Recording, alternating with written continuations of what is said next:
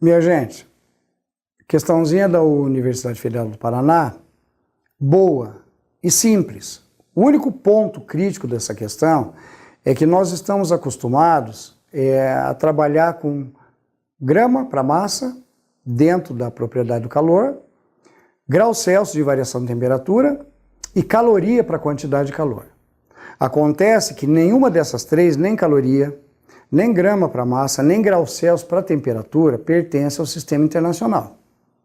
Eu vou ler o começo do teste para vocês perceberem o porquê eu estou te falando isso. Um cubo de gelo a 0 graus Celsius, ou seja, prontinho para fundir, e com massa 100 gramas, tem em seu interior um resistor de capacidade térmica desprezível. Isso quer dizer que o resistor, muito embora feito de metal, onde haja o fenômeno chamado resistência, que é o aquecimento que você tem no chuveiro, que você tem no ferro elétrico, que você tem na lâmpada, o metal vai esquentando com a passagem do elétron.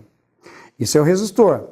Ele não vai ter capacidade térmica, ou seja, é tão pequena que ele não vai trocar calor com quem ele estiver em contato. No momento que ele for colocado próximo ao gelo, ele não vai receber calor do gelo.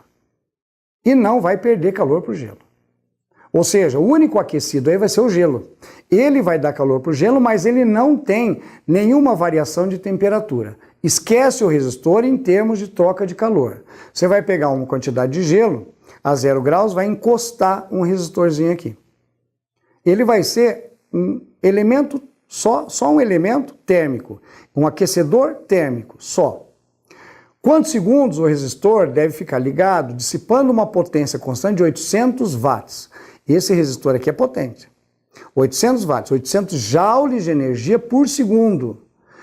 Seria, por exemplo, mais que uma televisão, um pouco parecido com uma geladeira, menos um pouquinho que o ferro elétrico, que é 1.200 watts, só para você ter noção. Ferro elétrico 1.200, 1.100 watts. Você encostou esse resistor aqui, o gelo vai derreter. Ele vai receber muito calor por segundo, muito. A pergunta é, para que a temperatura final do sistema, que é o gelo, chegue à temperatura de 50 graus Celsius, quanto tempo isso vai levar? Quer dizer, quanto tempo o resistor tem que ficar em contato com o gelo para que ele saia de 0 graus, derreta, ou seja, fusão, saia em água a 0 graus, gelo a 0 graus, se a pressão se mantém constante, não há mudança de temperatura na mudança de estado físico. Começa com o gelo a 0 graus, termina a fusão com água a 0 graus. Daí a água ainda vai ter que subir, vai ter que elevar a sua temperatura para 50 graus Celsius. Então, na realidade, você tem duas fases. Primeira fase, põe o resistorzinho perto do gelo, ele vai derreter totalmente. Você vai obter água a 0 graus Celsius. Continua com o resistor na água. A água vai sofrer elevação de temperatura de 0 até 50 graus Celsius. Pronto. É isso que ele quer. O fenômeno acabou ali. Só que esse resistor, ele é bem potente. Ele pergunta quanto tempo vai ser necessário para que isso aconteça. Perceba você também que ele deu calor latente de fusão em unidade de joules por grama. Cuidado com unidade de medida. 335 joules por grama. Normalmente você trabalha com 80 calorias por grama. Calor latente de fusão do gelo, 80 calorias por grama. Se você passar para joule, 335 joules por grama. O da água, 1 caloria por grama por grau Celsius. Acontece que 1 caloria são 4,18 joules. Por isso que trocou ali. Calor específico da água, ao invés de 1 caloria por grama por grau Celsius, 4,18 joules por grama por grau Celsius. Ponto. Vamos calcular então. Primeiro cálculo. Você vai calcular, primeiro, você vai dizer que o gelo vai derreter. Para o gelo derreter, você vai utilizar a equação quantidade de calor é igual a massa vezes o calor latente de fusão, que mole.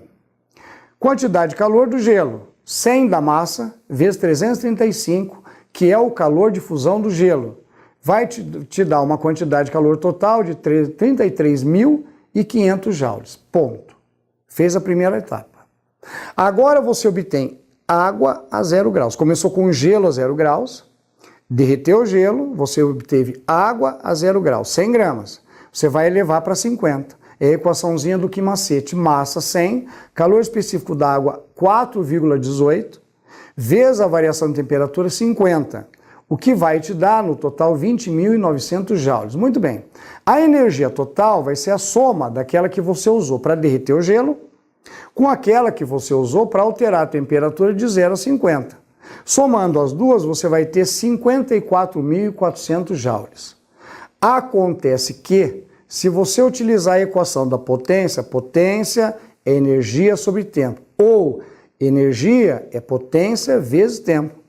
A energia, 54.400, a potência, 800, vezes o tempo, que é o que você quer. Joga a potência para baixo, você vai ter 54.400 dividido pelo 800, que vai te dar 68 segundos. Ou seja, 1 minuto mais 8 segundos. Em 1 minuto e 8 segundos, você consegue derreter o gelo, criar água e elevar a temperatura da água até 50 graus Celsius. Teste considerado fácil. Espero que você tenha aproveitado bem e gostado desse teste. Tomara que caia isso aí. Até mais.